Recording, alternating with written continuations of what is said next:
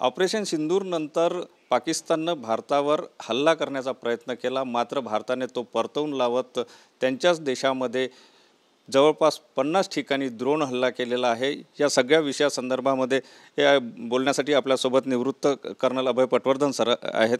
Sir, काय सांगाल, कसं बघता या सगळ्या घटनाक्रमाला? हे एक फार इंटरेस्टिंग डेव्हलपमेंट झालेली आहे। काल जेव्हा आपली ब्रीफिंग झाली त्या ब्रीफिंगमध्ये आपल्याला सांगण्यात आलं होतं की ऑपरेशन सिंदूरचा पार्ट 1 जे इनिशियल पार्ट जो आहे तो पूर्ण झालेला आहे, पण ऑपरेशन संपलेलं नाही आहे, ते सस्पेंड केलेलं आहे आणि पुढे काय करायचं ते पाकिस्तानच्या रिप्लायवर अवलंबून राहील।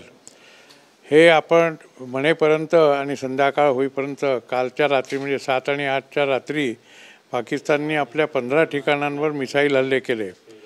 त्याला वाटलं की जसे आपण मिसाईल हल्ले करून त्यांना बर्बाद केलं होतं तसं ते सुद्धा करू शकतील, पण त्यांची जी सिस्टीम होती त्यांनी जे आपलं आकलन केलं होतं की आपली एअर डिफेन्स सिस्टीम आणि आपले जे याच्यावर आहेत सीमेवर लागलेले लोक, ते लोक कसे काय मिसाईल नष्ट करू शकतात हँडहेल्ड मिसाईल सिस्टीमनी किंवा एअर डिफेन्स सिस्टीमनी, ते त्यांच्या लक्षात नाही आलं।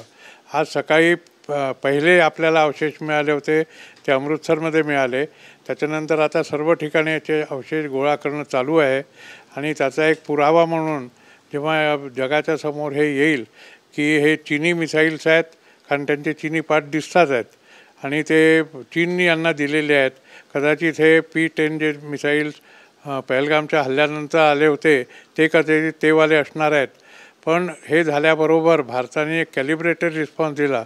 कॅलिब्रेटेड म्हणजे कसा की ज्या ठिकाणाहून त्यांच्यावर हल्ले झाले, जर तुम्ही नकाशा बघितला तर आपण केलेले हल्ले आणि त्यांनी केलेले हल्ले हे दोन्ही ठिकाणं बाउंड्रीच्या किंवा LOCच्या किंवा IBच्या एकमेकांच्या समोर आहे आणि अगदी श्रीनगरचा अवंतीपूर एअरफील्डपासनं ते गुजरातच्या भुजपर्यंत 15 ठिकाणांवर त्यांनी हल्ले केले आणि त्याच 15 ठिकाणांच्या समोरच्या ठिकाणांवर आपण हल्ले केलेले आहेत।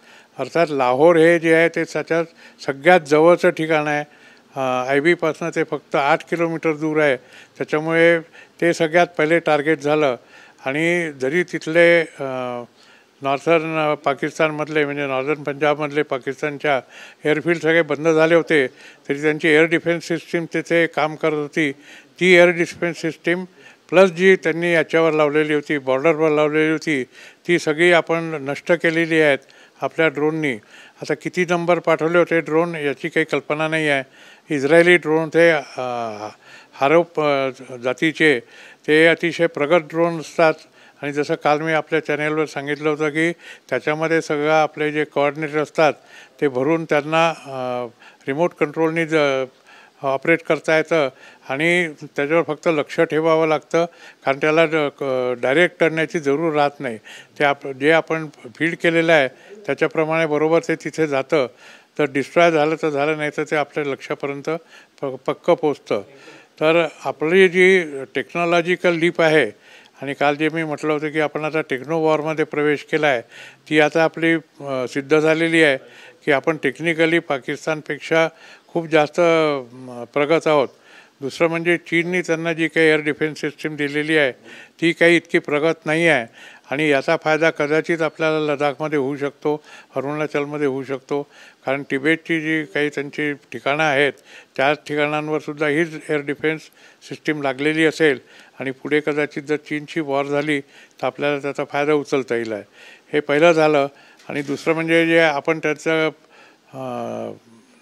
नुकसान केलेलं आहे त्याच्यामध्ये परत एकदा आपण कुठल्याही प्रकारचं सिव्हिलियन नुकसान न करता फक्त त्यांचं आर्मीचं किंवा संरक्षण दलांचे जे काही तिथे संसाधनं होती त्यांनाच फक्त आपण नष्ट केलेलं आहे। इन्क्लुडिंग कराचीमध्ये सुद्धा जो त्यांचा याचा एअरफील्ड होता आर्मीचा म्हणजे पाकिस्तान एअरफोर्सचा, तोच फक्त आपण केलेला आहे। त्यांचा सिव्हिल एअरफील्डला आपण कुठल्याही प्रकारचा धक्का लावलेला नाही आहे। या सगळ्या यानंतर पाकिस्तान आता कुठे बघता? पाकिस्तान घाबरलेल्या अवस्थेमध्ये आहे? पाकिस्तान घाबरलेल्या अवस्थेमध्ये आहे त्याचं वर्णन मी फक्त 2च शब्दांमध्ये करीन की आपण त्यांचा भ्रमाचा भोपळा फोडला किंवा त्यांचा जो आद्यतेचा फुगा होता तो आपण टाचणी मारून फोडलेला आहे। त्यांनी मुनीरनी आणि त्या पाकिस्तान सरकारनी आपल्या जनतेला इतकं काही भ्रमामध्ये ठेवलं होतं की इंडियन आर्मीकडे काहीच नाही आहे, त्यांच्याकडे विमानंसुद्धा नाही आहे, त्यांची रॅफेलची विमानं जी आहेत ती 2029मध्ये येणार आहे वगैरे वगैरे. सगळ्या डॉनमध्ये, द टाइम्समध्ये वगैरे ते लेख येत होते. त्यामुळे तिथली जनता एक भ्रमामध्ये होती की पाकिस्तान आर्मी खूप स्ट्रॉंग आहे, पण ते तसं नव्हतं. जे आपण त्यांच्यावर केलं, पहिल्या दिवशी केलं आणि दुसऱ्या दिवशी केलं, त्यामुळे असे काही प्रसंग तिथे निर्माण झाले आहेत की त्यांच्या संसदेमध्ये त्या खासदाराला रडावं लागलं आणि तो रडून अल्लाला दुआ मागतो आहे की अरे अल्ला, आमच्यावर काय हालत आलेली आहे, तू आमच्या मदतीला ये. त्यामुळे पाकिस्तानी जनतेचा आता जो भ्रम आहे तो तुटलेला आहे. पाकिस्तानी आर्मीचं जे काही मनोबल आहे ते आता खाली जायला सुरुवात होईल आणि याचा आपल्याला पुढे युद्धामध्ये फायदा होईल आहे. नक्कीच पाकिस्तानचा जो भ्रमाचा भोपळा होता तो आता फुटला असल्याचं सांगितलं जात आहे. कॅमेरामन साईसह सुनील ढगे, TV9 मराठी, नागपूर.